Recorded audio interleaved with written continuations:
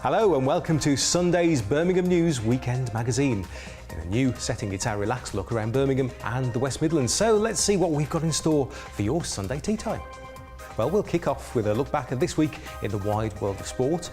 Carl will join us for the business news and a look at the film world.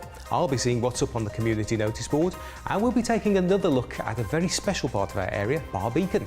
Plus, Des and Sasha will tell us what's on this week. We'll be experiencing a touch of the arts, and then Jason Forrest will join us with another interesting guest. Plus, Norma Bartlam will tell us what's so special about this month. So it's all within the pages of Sunday's Weekend Magazine.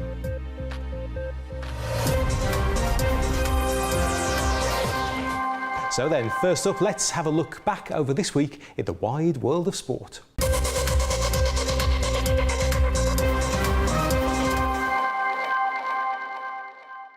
Thank you. It was certainly an interesting week of sport in the West Midlands. If you're a Villa fan, you might have heard the big news that John Terry decided to move to Aston Villa. Here's an exclusive interview with the former England and Chelsea captain. Question you'll be asked no doubt lots today, why Villa?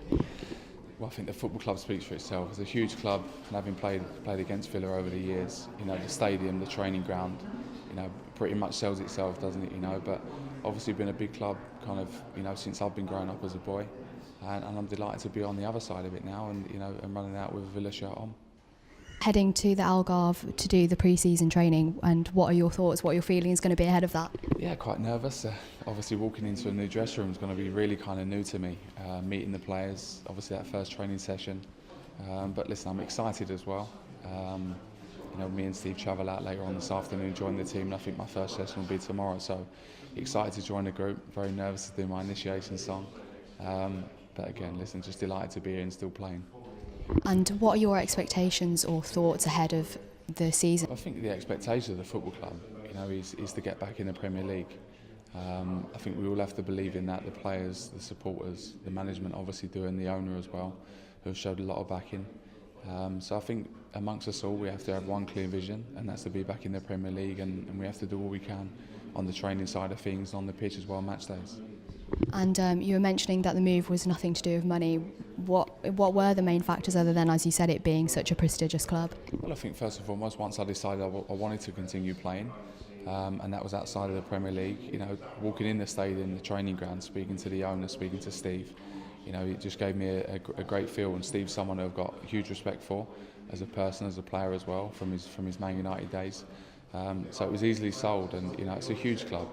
You know, you just walk out there at the stadium on the pitch today, it's, you know, it's massive. For me, he deserves to be back in the Premier League, and that's the reason why I'm here. That was John Terry reflecting on his move to Villa.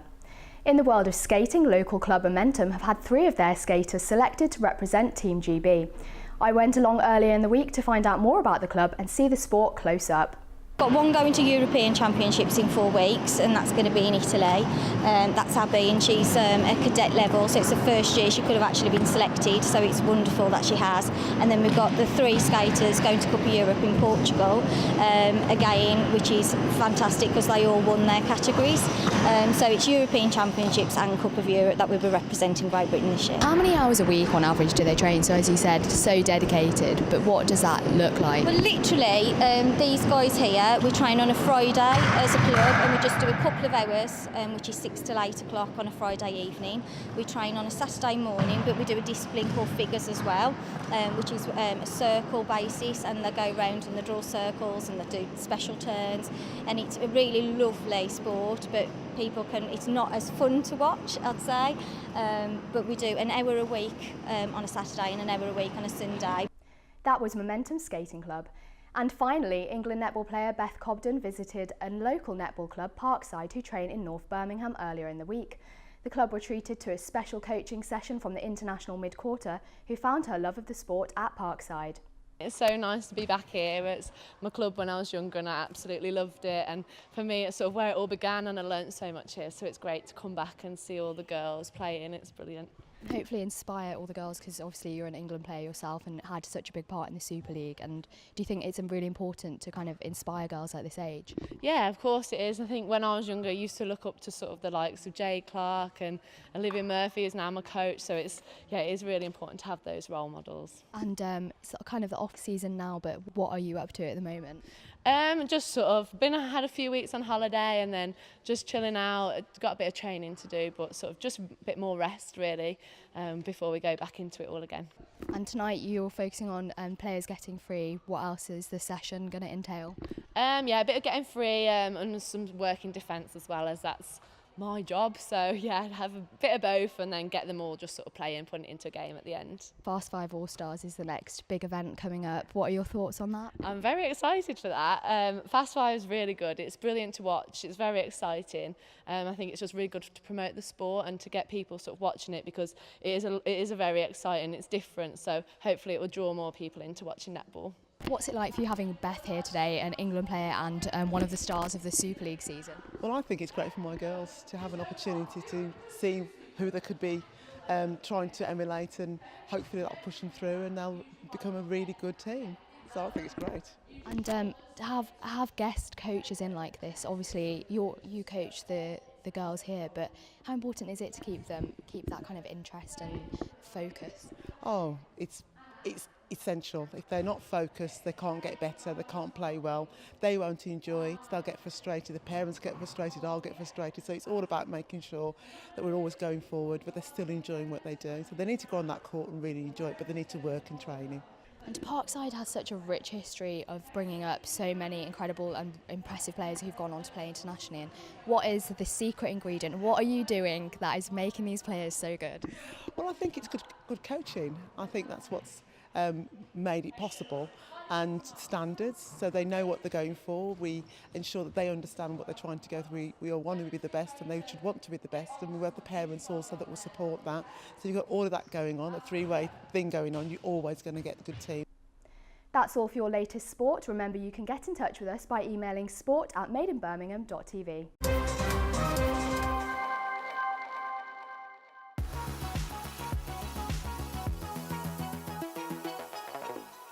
Carl, Volvo have announced that within 3 years, they say that all their cars will have electric motors. Well, that includes hybrids as well. Is this really the end of the internal combustion engine? Is it the dawn of the end? They're the first big name company to really make a step that far, aren't they? And I think we're right on the cusp of a genuine turn. We were talking, of course, on this channel last week in big engine debate from all sorts of different perspectives about just what people's appetite is for electric cars. And I think now, if you bracket hybrids and electrics together, the feeling is that within the next 6 or 7 years, they will start to outstrip traditional petrol and diesel cars by quite some distance. And so it's important that motor manufacturers and the infrastructure in the West Midlands is geared up to be ready for this, because I think in the next 2 or 3 years, it might just start to explode. This is the point. I mean, we are motor country. The West Midlands, Coventry, Birmingham, the Black Country, all the fantastic car brands that we've had over the years, and all the companies like Lucas and Dunlop. So are we getting the message, do you think? Are you confident that the West Midlands is really buying into the new age of motoring? I still think there's a fractured debate. I still think there's some people that are maybe in denial a little bit, that there will always be a place for the internal combustion engine. But you know what these things are like once they start to get a bit of momentum, which I think electric vehicles are now starting to get. They've got to embrace it. You look at Jaguar Land Rover investing huge sums on their engine plant at the I-54. They've already said, look, they are very well aware that the industry is changing. And of course, the important thing for the West Midlands is that means the type of component manufacturers that they might need on their doorstep have got to realise that they might need to change what they're doing as well. So it's not just the car makers, it's the first, second and even third tier companies, which in the West Midlands, in the Birmingham and Black Country area, that's over 400 businesses impacted. So. Now, we are hearing some good stories coming out of Jaguar Land Rover. There's the London Taxi Company in Coventry. I know that they're working hard on development plans. But it would seem at the moment, if you look at the motoring headlines, it's got Volvo there today, but Tesla, are Tesla and Volvo going head to head at the moment? Well, it would appear that way. I mean, maybe it's a case of Volvo trying to steal a march on some of the other traditional brands rather than Volvo and Tesla going head to head. I think Volvo want to be seen to be at the forefront of this new electric revolution. Of course, the other thing is you've got to make sure that the infrastructure in the area keeps pace, because if we're going to start really seriously producing electric cars and promoting them, there's got to be a higher profile of charging points and more of an understanding for drivers of how they can actually recharge their cars. 'Cause I'm sure that's one of the reasons that will hold the So as government and market authorities back. have got to get these charging points in, we've got to look at the autonomous car routes and how it all works, and start making the headlines, and also headlines from the West Midlands. I mean, we know that there's development going on in the West Midlands, but probably a few more headlines would help. It's chicken and egg, isn't it, really? Because they need to know that the demand's there before they really seriously throw money at putting the infrastructure in place. But I think they're going to have to do that over the next couple of years. So, memo to Motor Region, we need more headlines. Absolutely we do. Thanks, Carl.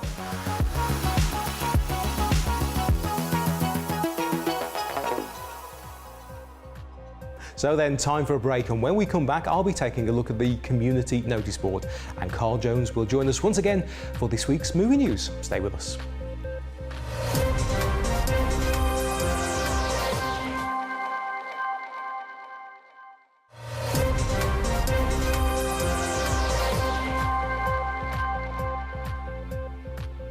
Welcome back to the show. Now, still to come later on in the show, we'll be seeing what's on across the West Midlands. Plus, we'll be taking a very special look at a lovely part of our area.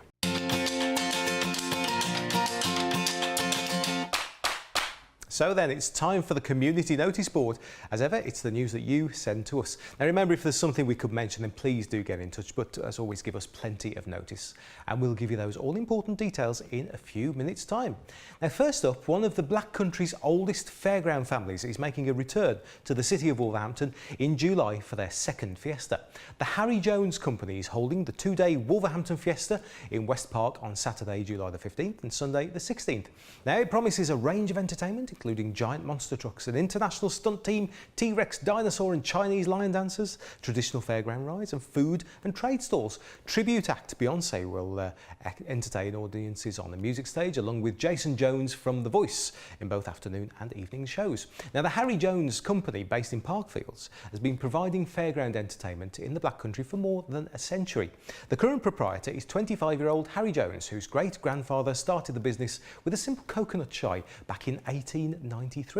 So, the Wolverhampton Fiesta takes place at West Park from 12 till 8 on the 15th and 16th of July. And for more information, you can have a look at www.harryjonescompany.com, or you can search Facebook for Harry Jones Fun Fair or email hjonesfunfairs@gmail.com.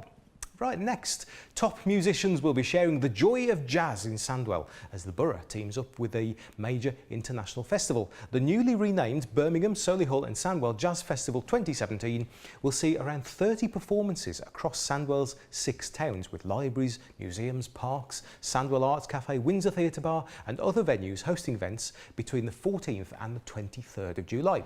From homegrown UK talent, including the legendary Digby Fairweather Quartet and Boogie Woogie pianist Emma Johnson, to stars from France and Spain, they tell us there's a real mix of music.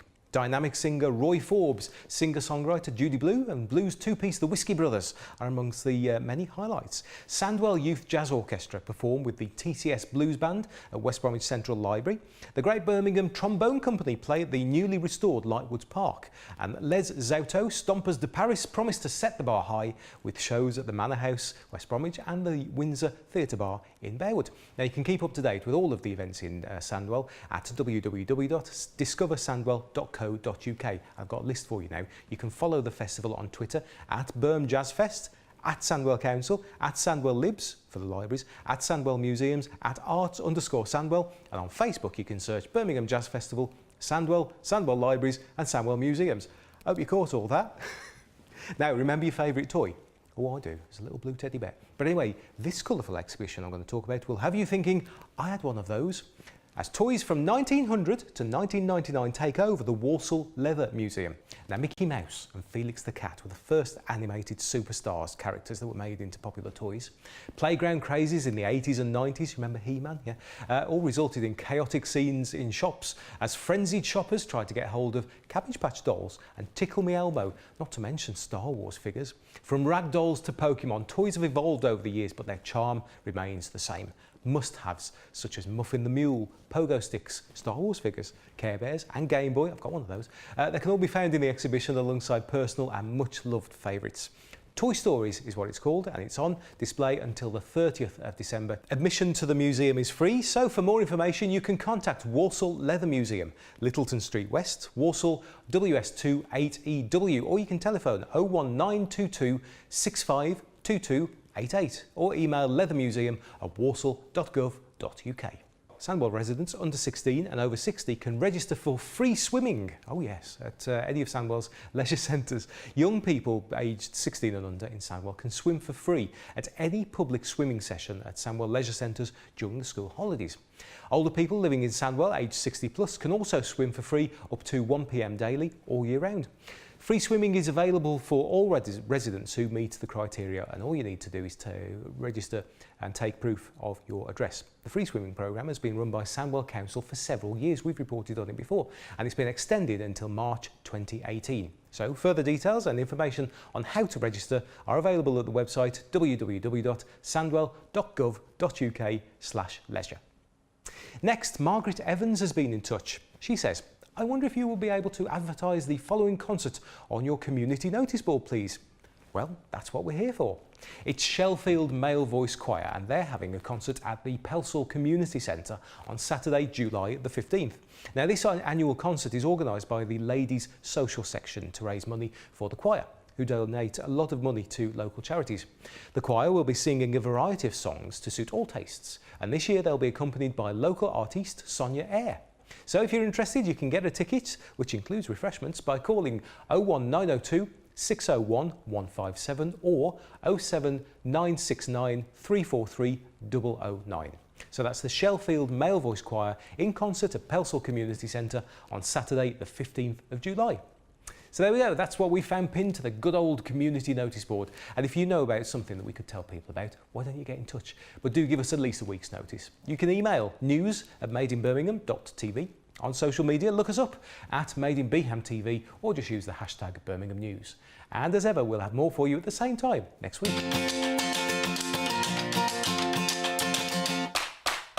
OK then, now it's time for some movie news, and fresh from his daily film slot in The Lowdown, it's back to Carl Jones.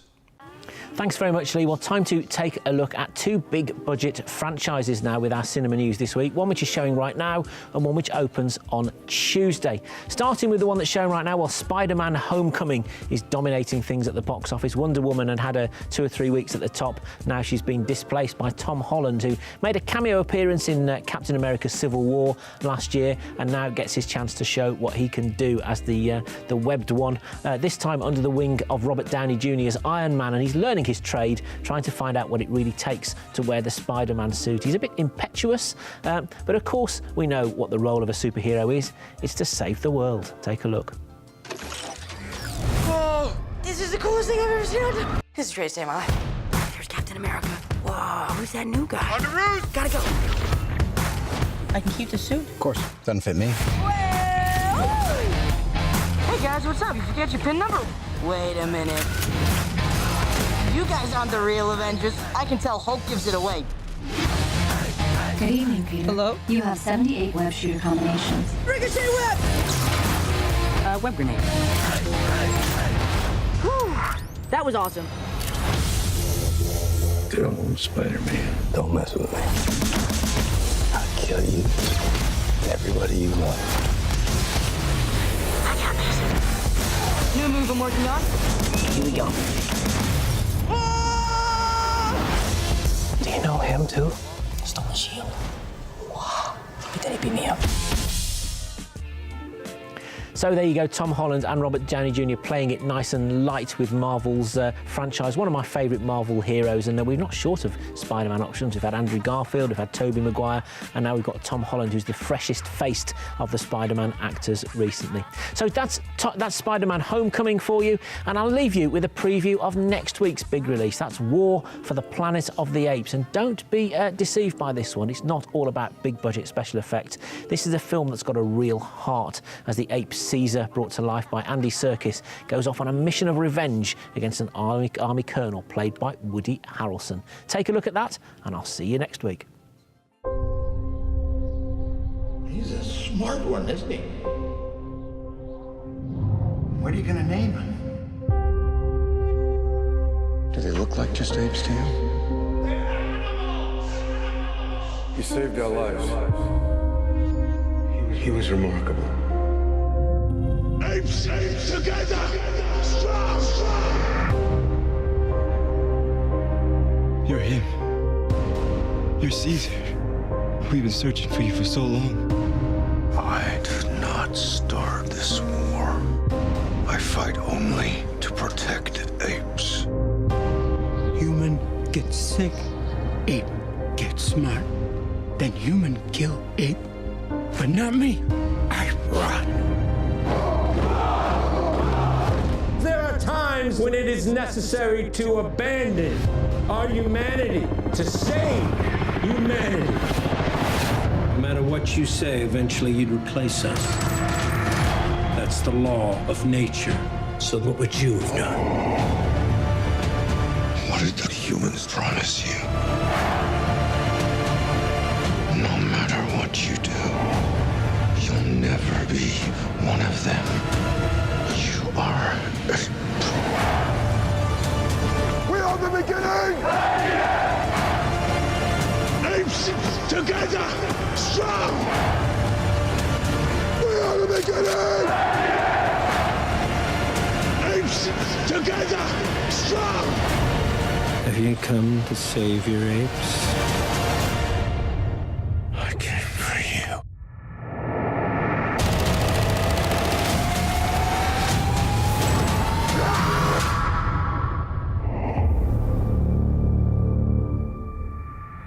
Thanks, Carl, and of course he'll be back next week. So then, time for another short break, and when we come back it'll be time to take a look at the very interesting part of the region. Plus we'll have our regular look at the arts, and of course Des and Sasha will be here to see what's on during the coming week. I'll see you in a few minutes.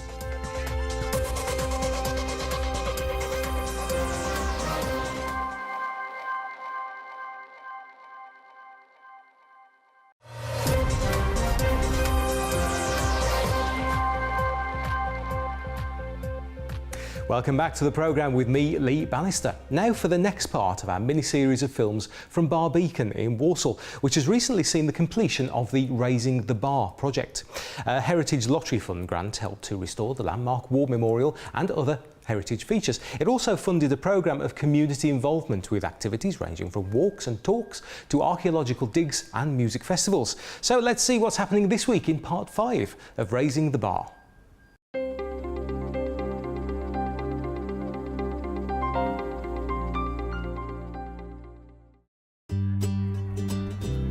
Our local primary school runs a Forest School programme on the Beacon, giving children an opportunity to learn outside the classroom and enjoy the natural environment. Welcome to our Forest School! Welcome, children. I would like you this week to have a think about something that you have enjoyed at Forest School or a Forest School rule that you remember. Forest School is a method of learning outside the classroom where children of all abilities are able to explore, identify risks and manage them, work as a team, support each other and use creative talents. I remember from Forest School that look but not touch the fungi. Good girl. I know a rule in Forest School, and that is to always help others. Forest School came from a Scandinavian concept really, where people spend a lot more time outside in the natural environment, and it's part of the education and progression that people start at an early age. So less academic stuff in classrooms and people actually learning skills outside in the environment, so starting really early. So 3s and 4s actually getting out playing with tools and fire, seeing these practical things actually happen. Whereas over here we've got a bit of a sterilised environment where if it's not in a classroom it's almost not seen as education. Remember, at Forest School we look after ourselves and other people. Now we've got some extra adults today, so we need to show them where to go. Come on, let's go.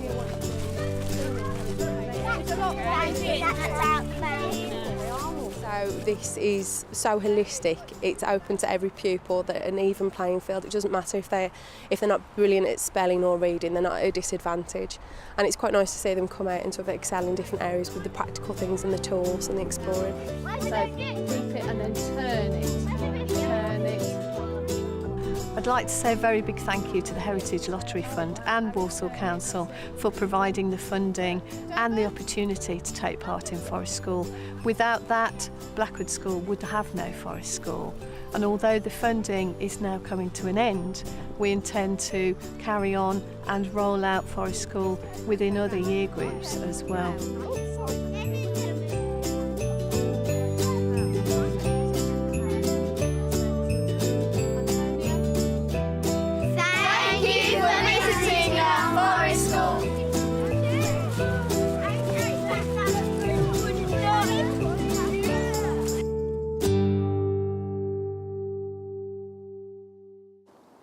Bands on the Beacon music festivals have been hugely popular and will try to carry on this tradition in years to come.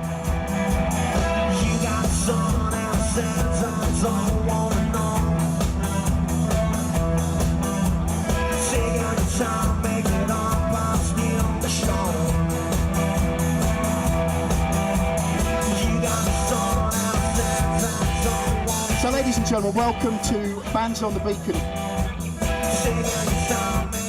This is a great opportunity for local bands to be showcased. This year we must have had 100 bands apply, and we've tried to take bands mainly from the locality, but obviously we'll go further afield. Last year we had somebody from St Neots. This year we've got somebody coming up from Brighton. So we're starting to become not just regionally significant, but maybe even nationally significant. Music is hopefully sort of a broad range from, we've got Shadows tribute bands, so from the 60s, local bands, soul blues, mainly local ones, but also from further afield. So ladies and gentlemen, put your hands together for your very own, the truly wonderful Let's Rock, Rick Ale!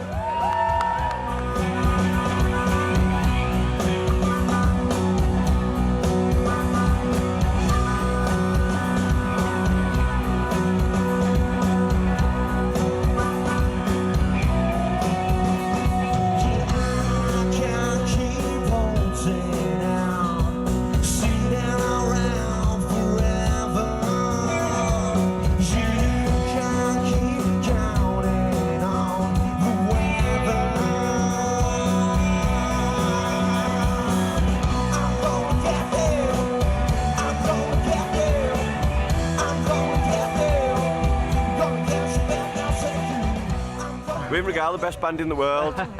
From We're going to take over. A local band from Warsaw, yeah. Just putting our music out there. All our songs free to download and stuff, so it's all good. We've got a really unique site.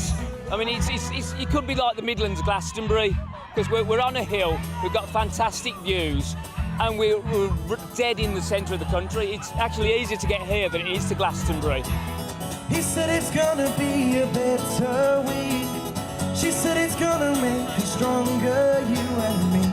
He said I'm sorry. We've had a fantastic time. It's been a lovely time, it's been great. Bands have been fantastic.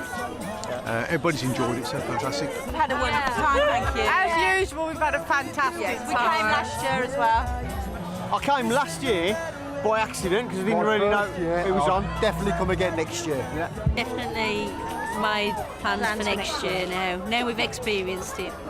Looking forward to next year. It's exceptional. I've played festivals in the West Midlands that have been dreadfully organised and there's been no one there, and it's incredible what you've managed to achieve.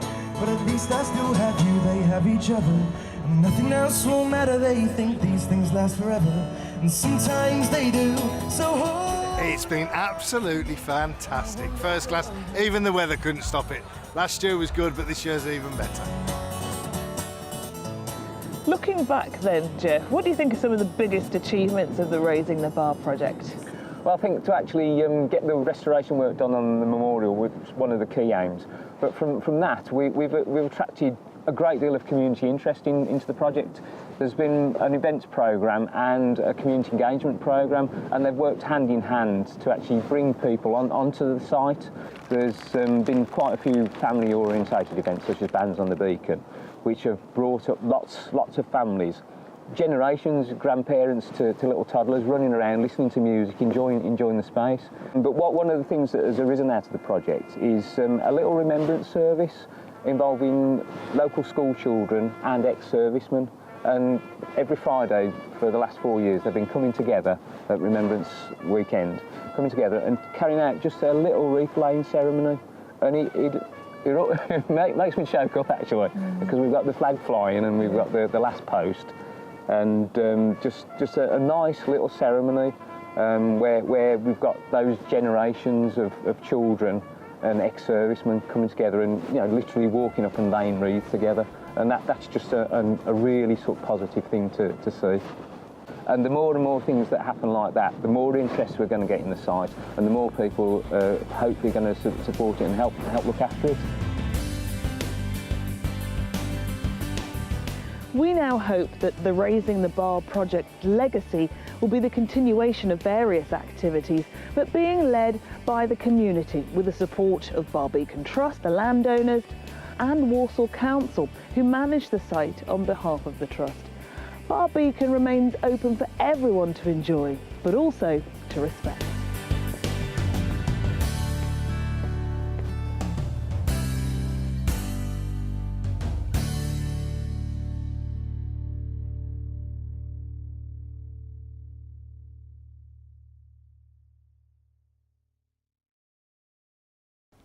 Now let's take a quirky but interesting trip back in time with everyone's favourite historian. I do big him up, don't I? It's Norman Bartlam.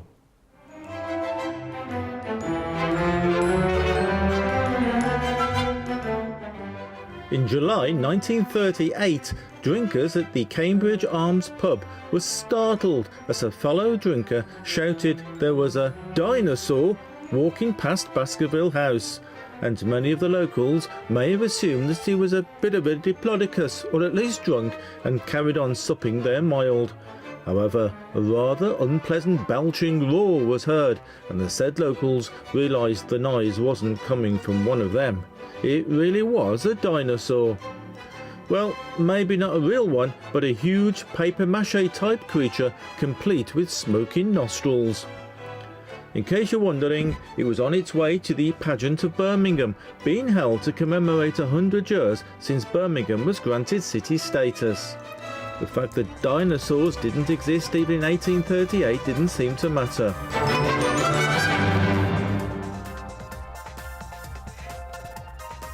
So then, time for a break, but don't you go anywhere, because we've got an appointment with Jason in the Mill Bar. We'll also profile another artist, and then Norman will be seeing what's so special about this week, and we'll take a look at the weekend weather for you too. I'll see you in a few minutes.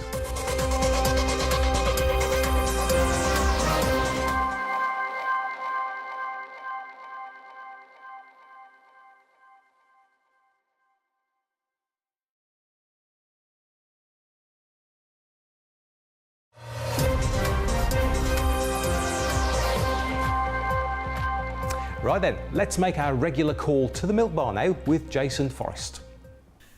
David Starr is back over in the UK again, regularly playing all around the Midlands. David, great to have you back in the UK again, and your interest on the Midlands music scene is building and building and building. People are loving your sound. Well, I'm happy to be back. I'm glad you got me a bigger room this time. This is nice. It's wonderful to be back. I've made some friends over here over the last 3 years, and I'm happy to be back. So, for those who haven't come across your music yet, tell us a bit about your sound.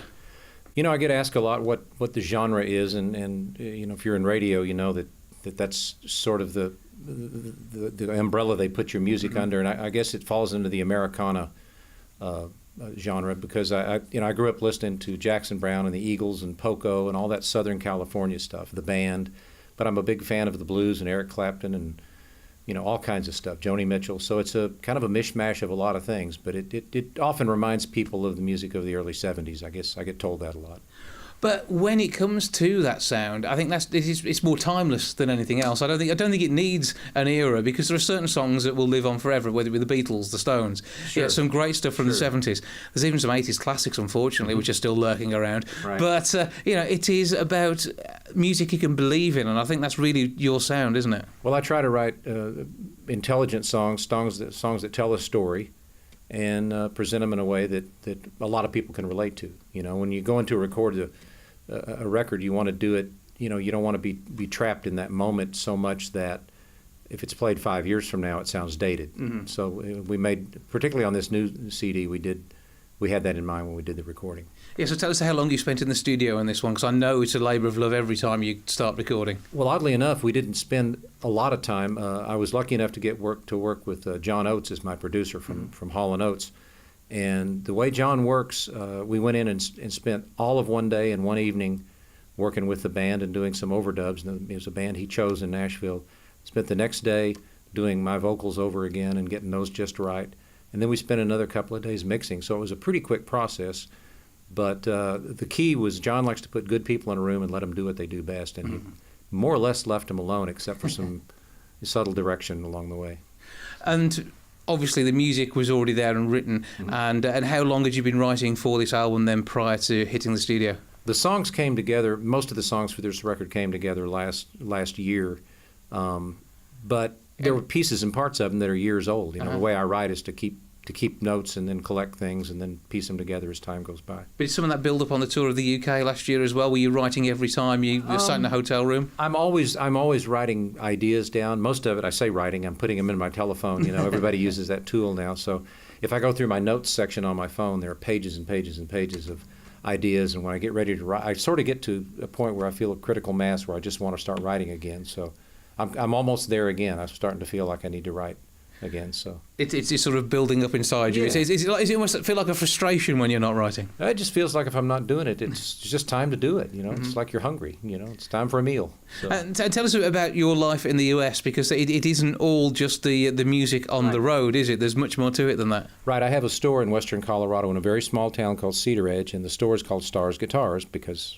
well, obviously, but so it's a fairly unique guitar store in a very small town, but as with camera gear, recording gear, any kind of gear, people will find it if they know where you are, and they'll seek it out. So we try to have an interesting mix of guitars and amps and effects and that sort of thing. So when I'm not on the road, I do that, And that must be an interesting passion, but the chance probably for a few good jamming sessions in store as well. Well, it always does my heart good when a group of kids will come in. Maybe they're kids from a local church camp or whatever, and all of a sudden I hear in the next room, I hear a song. One's banging on a drum, and two or three of them have guitars out, and they've just spontaneously started playing, and that reminds me of when I was a kid and grew up around music stores, and that's what it's about. So yeah, I like that. It's community. And encouraging the next generation as well, which is vitally important. It's always better when all of them walk out of there with a new guitar as well. Fingers crossed too. Yes. And strings, and maybe a plectrum. So there's lots of great ways of following your music these days due to the magic of the internet, and people can pick up on what's going on. So physical albums which you're selling as you're heading around the UK this time, and no doubt we'll see you back in the UK in 2018 as well. But where do people go to find out about all of what you're doing? Well, the best place to start is davidstarmusic.com. And from there, there's an iTunes link, a CD Baby link. Obviously, I'm on Spotify and Pandora and Tidal and all the streaming services. So, and if they go to starsguitars.com, and Stars has 2 R's in it, that's very important, folks. If they go to starsguitars.com, they can order a physical copy of the CD, and I'd be happy to sign it and mail it over. And we'll have to work out the postage on that. But that could be interesting. Yeah, have a go at that one. So the website again? davidstarmusic.com. So look at davidstarmusic.com, find out more about this man. And we're going to have a song from you now. What are you going to perform live for us? I'm in the Dadgad tuning, for those of you watching at home that are guitarists, so I thought I'd do the title cut. It's called The Head and Heart. 1, 2, 3, 4.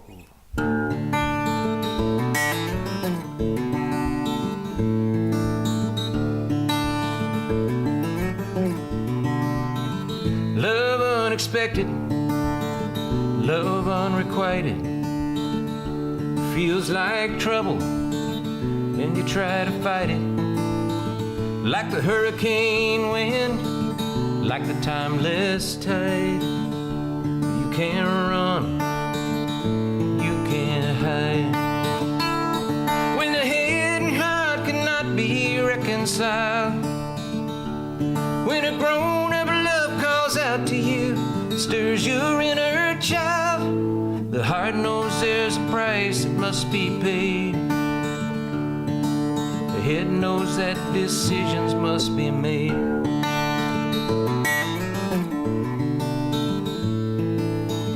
Have you tried everything you can?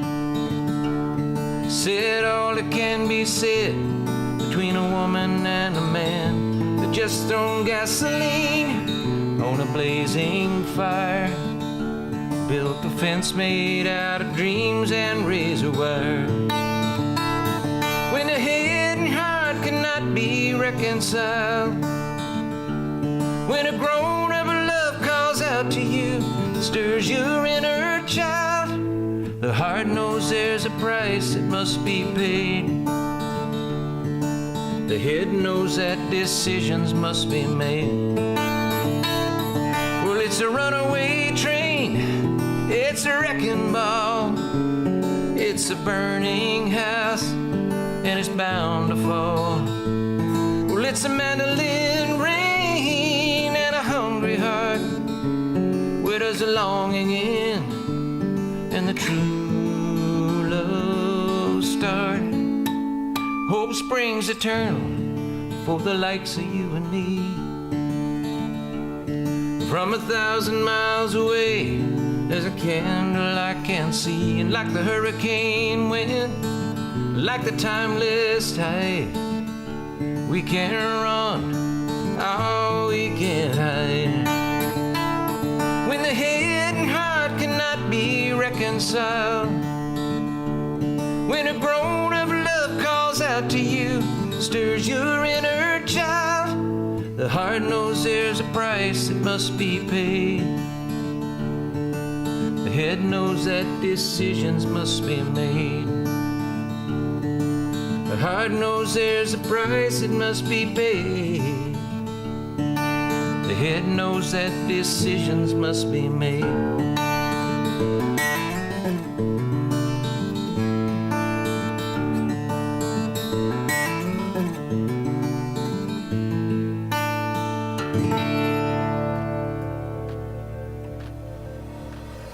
Thank you very much, Jason.